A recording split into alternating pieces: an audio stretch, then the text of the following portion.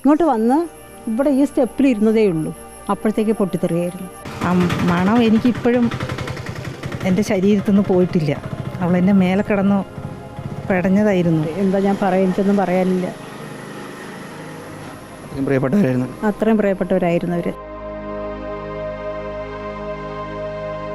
ഓർക്കാപ്പുറത്തുണ്ടായ ദുരന്തത്തിൻ്റെ ഞെട്ടലിലും സങ്കടത്തിലുമാണ് പാലക്കാട് പുൽപ്പുള്ളിയിലെ പൂളക്കാട് എന്ന് പറയുന്ന ഗ്രാമം. ഇന്നലെ വൈകിട്ട് ഈ സമയത്തെല്ലാം ഈ മേഖലയിൽ കളിച്ചുകൊണ്ടിരുന്ന 2 കുട്ടികളാണ് ഓർക്കാപ്പുറത്തുണ്ടായ അപകടത്തിൽ ജീവൻ നഷ്ടമായിരിക്കുന്നത്. പൂളക്കാട് സ്വദേശിയായിട്ടുള്ള എൽസി മാർട്ടിൻ്റെ മക്കളായിട്ടുള്ള 4 വയസ്സുകാരി എമിലീന മാർട്ടിനും അതുപോലെ തന്നെ ആൽഫ്രഡ് മാർട്ടിൻ 6 വയസ്സുകാരനാണ്. ഈ 2 കുട്ടികൾക്കാണ് ഇപ്പോൾ ജീവൻ നഷ്ടമായിരിക്കുന്നത്. എൽസി മാർട്ടിൻ ഈ കുട്ടികൾക്കൊപ്പം ഭക്ഷണം കഴിക്കാൻ വേണ്ടി വീട്ടിൽ നിന്നൊരു കാർ എടുത്ത് പോകാൻ തയ്യാറെടുക്കുന്നതിനിടയിൽ ഇവരുടെ കാർ പൊട്ടിത്തെറിക്കുകയായിരുന്നു.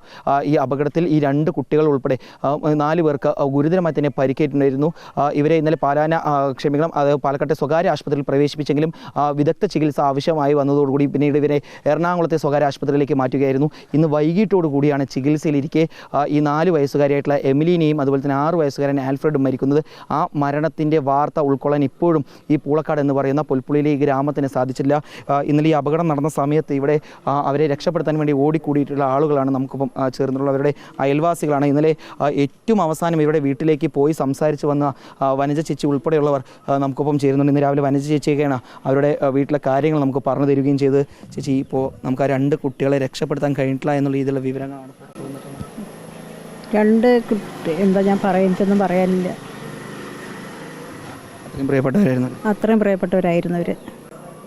2 കുട്ടികൾ. ഞാൻ ഇന്നലെ ഈ അപകടം നടക്കുന്നതിൻ്റെ ഒരു 10 മിനിറ്റ് ഞാൻ മുമ്പ് അവിടെയായിരുന്നു.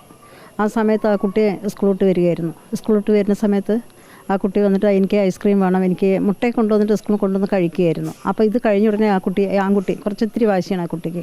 അപ്പോൾ ആ കുട്ടി പറഞ്ഞു എനിക്ക് ബിരിയാണി കഴിക്കണം, ഐസ്ക്രീം കഴിക്കണം എന്നൊക്കെ പറഞ്ഞു. അത് കഴിഞ്ഞിട്ട് ഞാൻ ശരി എന്നാൽ നിങ്ങൾ പൊയ്ക്കോളേ എന്ന് പറഞ്ഞേച്ച് ഞാൻ ഇങ്ങോട്ട് വന്ന് ഇവിടെ ഈ സ്റ്റെപ്പിൽ ഇരുന്നതേ ഉള്ളൂ, അപ്പോഴത്തേക്ക് പൊട്ടിത്തെറിയായിരുന്നു.